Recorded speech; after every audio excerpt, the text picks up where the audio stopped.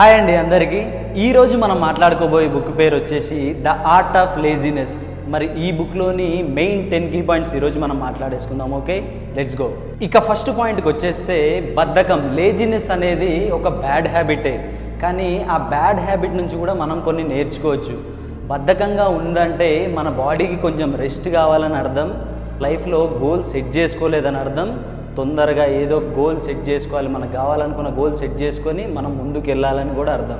ఇక సెకండ్ పాయింట్కి వచ్చేస్తే చేసే పని కొంచెం స్మార్ట్గా ఆలోచించి చేయాలి. లేకపోతే మనం ఎంత వర్క్ చేస్తున్నా, ఎంత పని చేస్తున్నా మనకి రిజల్ట్ ఏం కనిపించదు. చేసే పని ఎంత ఇంపాక్ట్ ఇస్తుందని చూసుకోవాలి, ఎంత ఇంపాక్ట్. అలాగే మన ఎఫర్ట్స్ కంటే ఎఫిషియన్సీ ఎంత ఉందని చూసుకోవాలి. ఒక్కోసారి మనం కొంచెం పని చేసినా కూడా ఎక్కువ మనకు అచీవ్ ఏదైతే ఎఫిషియన్సీ ఉంటుందో, కొంచెం ఎఫర్ట్స్ పెట్టినా ఎక్కువ ఎఫిషియన్సీ ఉండే వర్క్స్ మాత్రమే చేయాలి. ఇక థర్డ్ పాయింట్కి వచ్చేస్తే మన డైలీ లైఫ్లో ఏ పని అయితే మనం ముందుగా తొందరగా కొంచెంగా చేస్తే ఎక్కువ మనకి లాభం ఉంటుందో అలాంటి పనిని మనం ముందు కనిపెట్టాలి. అలాంటి పని కనిపెట్టి ముందు ఆ పని చేసేయాలి. ఎందుకంటే తర్వాత మొత్తం బద్ధకంగా ఉండేవాళ్ళు రెస్ట్ తీసుకుంటారు కాబట్టి ముందు ఆ పని చేసేస్తే మనకి తర్వాత లోడ్ తగ్గుతుంది కాబట్టి. ఇక ఫోర్త్ పాయింట్కి వచ్చేస్తే బద్ధకాన్ని మనం ఒక టూల్ లాగా కూడా వాడుకోవచ్చు. మనం ఎక్కువ బద్ధకంగా ఉన్నప్పుడే షార్ట్ కట్స్, ఏ పనికైనా షార్ట్ కట్స్ ఎత్తుకుతాం. అలాగే కొంచెం ఇంకెక్కువ షార్ట్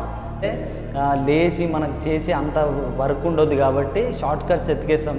తొందరగా మైండ్ కొంచెం స్మార్ట్గా వర్క్ చేయడం స్టార్ట్ చేస్తుంది కాబట్టి దాన్ని టూల్లా కూడా వాడుకోవచ్చు బద్ధకం. ఫిఫ్త్ పాయింట్కి వచ్చేస్తే బద్ధకంగా ఉన్నప్పుడు మనం ఏ పనిలోనైనా పర్ఫెక్ట్గా ఉండాలని కోరుకోకూడదు. దానికి బదులుగా ఎంత వర్క్ చేస్తే మనకు ఆ పని సరిపోతుంది, ఇంత చేస్తే ఓకే, ఇంతకంటే ఎక్కువ చేయలేము అనుకున్నప్పుడు అక్కడే ఆపేసేయాలి. ఎందుకంటే ఒకవేళ మనం ఎక్కువ ఎనర్జీ ఖర్చు చేసినా మనం ఓన్లీ బర్న్అవుట్ అయిపోతాం, మొత్తం నీరసంగా అయిపోతాం తప్పించి ఆ పని అవ్వదు. కాబట్టి ఇంత చాలు, ఈ పని చేస్తే ఇంతే, నేను ఈరోజు ఇంతే వర్క్ చేయగలను, ఇంతసేపే వర్క్ చేయగలను అన్న పనులు మాత్రమే చేయాలి. ఇక సిక్స్త్ పాయింట్కి వచ్చేస్తే మనం బద్ధకంగా ఉన్నప్పుడు బ్యాడ్ హ్యాబిట్స్కి మాత్రం చాలా దూరంగా ఉండాలి.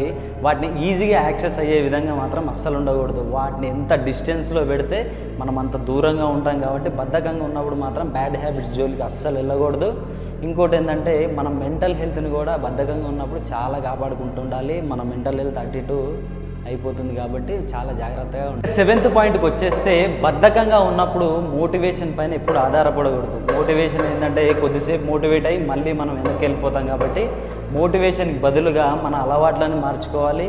మనం ఎంత డిసిప్లిన్గా ఉంటున్నాం, మన ఫుడ్ విషయంలో కానీ మన బాడీ విషయంలో కానీ ఎంత మనం ట్రైన్ ఎంత అవుతున్నాం, అన్ని విషయాల్లో మనం డిసిప్లిన్గా ఎంత ఉన్నామని చూసుకోవాలి. మోటివేషన్ ఆధారపడకూడదు. ఎందుకంటే మోటివేషన్ కొద్దిసేపే ఉంటుంది, కానీ డిసిప్లిన్ అనేది చాలా రోజులు ఉంటుంది కాబట్టి డిసిప్లిన్గా ఉండడం ముందు తీసేటప్పుడు డిసిప్లిన్ అనేది చాలా చాలా ఇంపార్టెంట్. డిసిప్లిన్ ఫస్ట్ నేర్చుకోవాలి. ఇక ఎయిత్ పాయింట్కి వచ్చేస్తే డైలీ లైఫ్లో రోజంతా మనము ఎప్పుడు ఫుల్ ఎనర్జెటిక్గా యాక్టివ్గా ఉంటామో అప్పుడు ఎక్కువ పనులు చేసేయడానికి ట్రై చేయాలి. ఎందుకంటే మిగతా టైంలో మనం బాడీ రెస్ట్ కోరుకుంటుంది కాబట్టి ఈ టైంలో మార్నింగ్ టైమా ఈవినింగా ఏ టైంలో మనం యాక్టివ్గా ఉంటే అప్పుడు ఎక్కువ మనతో అయినంత వరకు అప్పుడు చేసేస్తే మిగతా టైంలో రెస్ట్ తీసుకో. ఇక నైన్త్ పాయింట్కి వచ్చేస్తే మనం డైలీ లైఫ్లో రోజంతా చాలా బిజీగా ఉంటాం, లేదంటే బిజీగా ఉన్నట్టు అనిపిస్తుంది మనకు, అరే చేస్తున్నాం, కానీ ఒక్క ప్రొడక్టివ్ వర్క్ కూడా ఒక్కోసారి జరగదు. రోజంతా బిజీగా ఉన్నా ప్రొడక్టివ్ వర్క్ జరగదు.